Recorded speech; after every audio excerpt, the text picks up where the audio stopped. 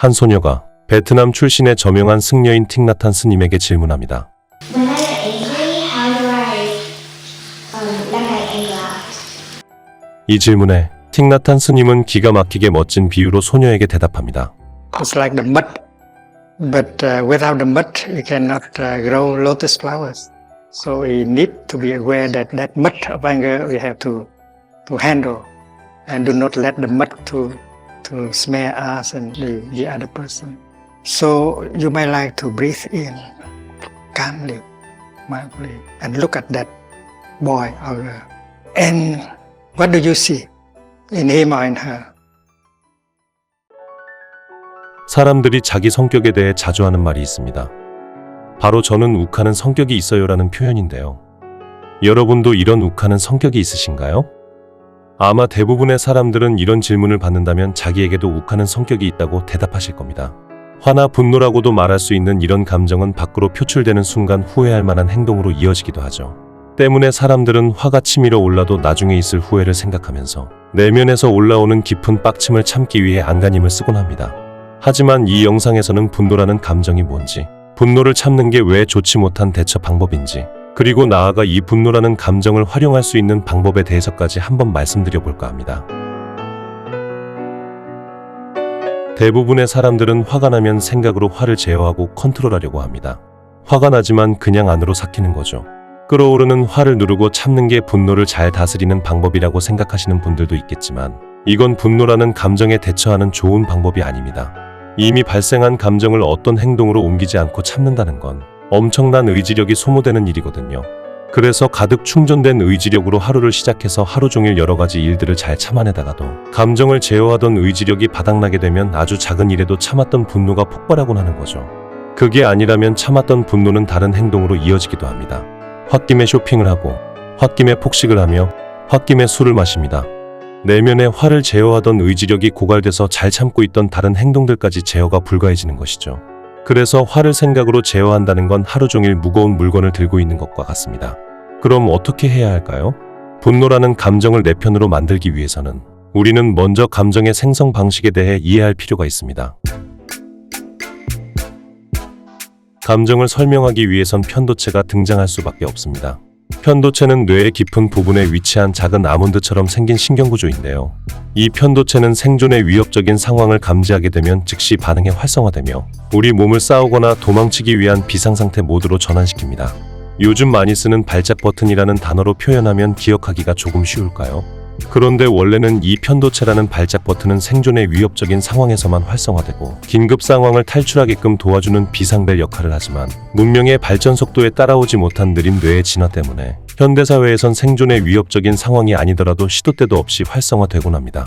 재미있는 예를 한번 들어보겠습니다.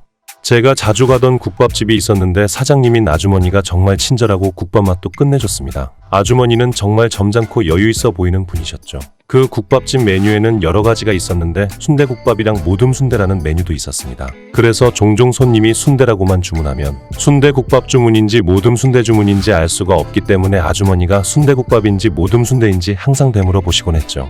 하루는 어떤 아저씨가 순대라고만 주문하고선 아주머니가 국밥이냐고 되묻자 아저씨는 TV에 시선을 고정한 채로 고개만 끄덕였었고 당연히 순대국밥이 나왔었죠. 그러자 그 아저씨는 모듬순대를 주문했는데 왜 국밥이 나왔냐고 엄청나게 행패를 부린 사건이 있었습니다. 그 아저씨가 꽤 진상이라 사장님이 엄청 애를 먹으셨죠. 그 일이 있고 난 다음 언젠가 또 제가 밥을 먹고 있을 때 순대 관련 메뉴가 잘못 나오는 비슷한 사건이 있었습니다. 그 다음에 어떤 일이 벌어졌을까요? 그 친절하던 아주머니는 갑자기 얼굴이 빨개지더니 엄청나게 격앙된 목소리로 주방 이모에게 화를 내고 손님에게도 아까 분명히 순대국밥이라고 해놓고 딴소리하냐고 싸우기 시작했었습니다. 그때 왔던 손님은 진상도 아니었고 이건 내가 주문한 게 아니다라고 점잖게 말씀하셨을 뿐이거든요. 알고 보니 그냥 다른 테이블에 가야 할 모듬순대가 국밥을 주문했던 그 손님 테이블로 잘못 간 것뿐이었죠. 그 손님에게 나갈 순대국밥은 뒤이어 나오고 있었고요. 평소 같았으면 그냥 넘어갈 만한 일이었지만 얼마 전 겪었던 비슷한 상황 때문에 국밥집 사장님의 편도체는 그 상황을 위협적으로 느껴 활성화되며 발작 버튼 역할을 했던 거죠. 이게 바로 일상생활에서 기억에 의해 편도체가 활성화되는 프로세스입니다. 어떤 경험이 나에게 위협적인 상황으로 기억되었다면 그것과 비슷한 상황에서 편도체는 활성화되곤 합니다. 이 과정은 우리가 의식적으로 제어할 수 없는 무의식에서 이뤄지는 일입니다. 편도체는 일단 스위치가 켜지면 순식간에 신체의 변화를 일으키는데요. 먼저 심장이 두근거리고 호흡이 가팔라지죠. 뒤이어 혈압이 올라가며 땀이 나기 시작하고 눈동자가 확장되는 등 다른 신체적 각성도 일어납니다. 이 상태에선 소화기관과 면역 반응도 일시적으로 억제됩니다. 비상 상황에서 탈출하기 위해 신체를 도망치거나 싸우기 위한 상태로 만드는 겁니다. 이런 몸 상태는 즉각적으로 뇌에서 해석되며 감정이라는 결과물을 내어놓습니다. 편도체 활성화로 순식간에 변화된 몸 상태는 우리에겐 감정이라는 시그널로 인식되는 거죠. 이게 바로 감정이 생성되는 원리입니다.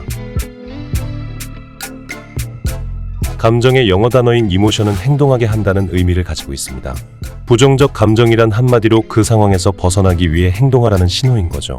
그런데 여기서 재미있는 점은 우리가 긍정적인 감정이라 부르는 것들, 즉 감사, 사랑, 행복과 같은 것들은 실제로는 몸의 반응인 감정이라기보다는 생각에서 일어나는 정서에 더 가깝다는 것입니다. 감사함을 전하는 땡큐라는 표현의 땡크라는 단어는 생각하다라는 띵크와 밀접한 연관이 있으며 이것을 바탕으로 보자면 땡큐라는 단어는 당신을 생각하다 또는 당신을 느끼다라는 뜻이 됩니다. 따라서 편도체 활성화는 몸과 연결되어 있으며 주로 부정적인 감정의 생성을 일으킴으로써 현재의 위협적인 상태를 벗어나기 위한 목표 지향적 행위를 유발하는 것에 목적이 있습니다. 이런 무의식적인 과정을 거쳐 생성되는 분노라는 감정을 생각만으로 통제한다는 것은 나도 모르게 깜빡여지는 눈을 의지력만으로 계속 뜨고 있겠다고 생각하는 것에 비유할 수 있습니다. 따라서 화를 생각만으로 참고 다스린다는 것은 한계가 명확한 대처 방법이라고도 할 수 있습니다. 그래서 이 영상의 주제인 화라는 감정은 지금 상황을 위협적이라 느끼고 두려워해야 생성되는 감정입니다. 우리는 그 외에도 불안, 우울, 분노 등 여러 가지 부정적 감정들을 경험한다고 생각하지만 사실 이 모든 것은 따로 존재하는 것이 아니라 하나의 감정이라고 밝혀진 건 수십 년 정도밖에 되지 않았죠. 알래스카에 사는 이누이트족은 눈을 구분하는 수백 개의 단어를 가지고 있다고 합니다. 하지만 눈이란 건 결국 공기 중에 물기가 얼어 형성되는 결과물입니다. 마찬가지로 우리가 여러 가지로 이름 붙여 구분하는 부정적인 감정들은 사실상 하나의 뿌리를 가진다고 할 수 있는데요. 그 감정들의 근원은 결국 편도체 활성화 하나뿐이며 그 뿌리에 존재하고 있는 것은 두려움입니다. 분노는 두려운 상황에서 도망칠 수 없거나 그 상황에서 벗어나기 위해 전투가 필요할 때 파생되어 나오는 감정이라고 할 수 있습니다. 고양이를 피해 도망치던 생쥐가 구석에 몰리면 고양이를 공격하는 것도 두려움에서 파생된 분노 때문이죠. 따라서 욱하는 성격이 있다라는 것은 어떤 상황에서 두려움과 고통을 느낀다라는 말과 크게 다르지 않습니다. 자, 그러면 지금까지 설명한 걸 정리해 보겠습니다.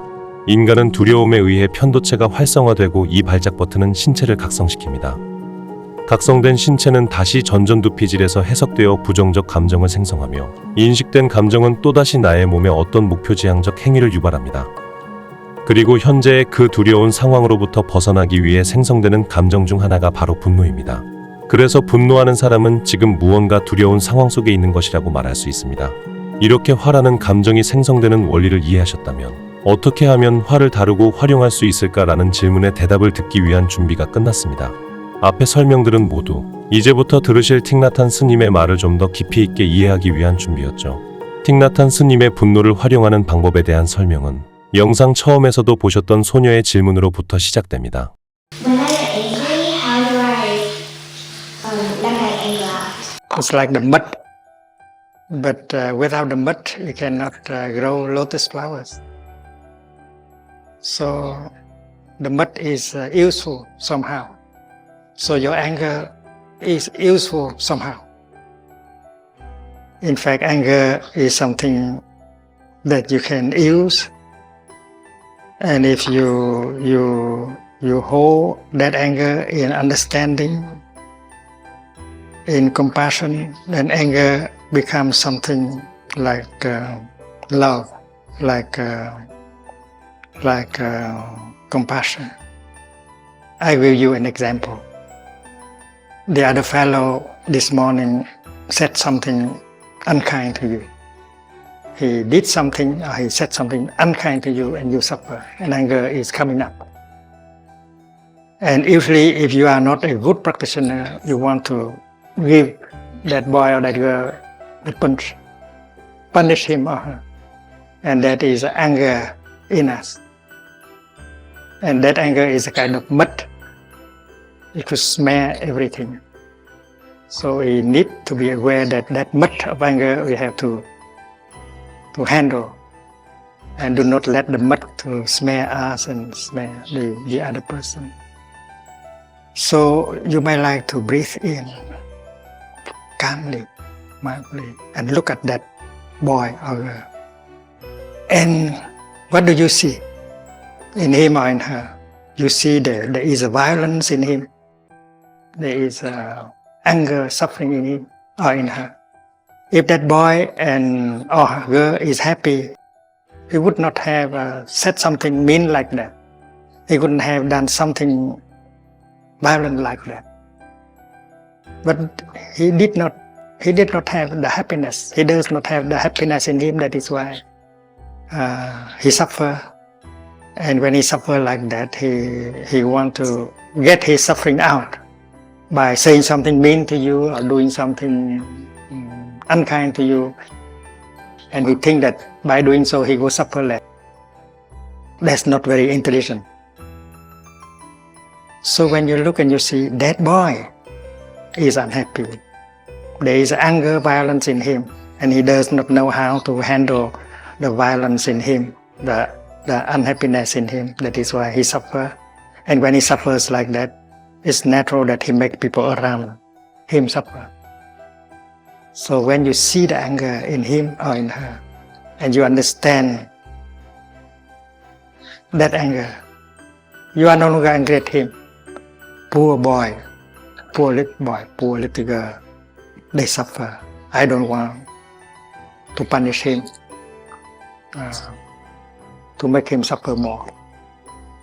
I want to make him suffer less. And you smile to him. You said, dear friend, I know that you suffer. I'm not angry at you, even if you have said something like that to me. Even if you have done something like that to me, because you suffer a lot. So I don't blame you. I'm not angry at you. I'm breathing in and out. I understand you. That is why I'm not angry at you. I do not suffer. You are reacting in a very different way, with tenderness, loving kindness, smile. And he will be amazed. And one day he will ask you, how can you do that? When someone said something very brutal, very mean, and does something very violent like that, and you still keep your calm, your peace. How? And then you tell him, you tell her how you have come to Plum Village and learn that kind of mindful breathing, and recognize the anger, and recognize anger in you and in that person.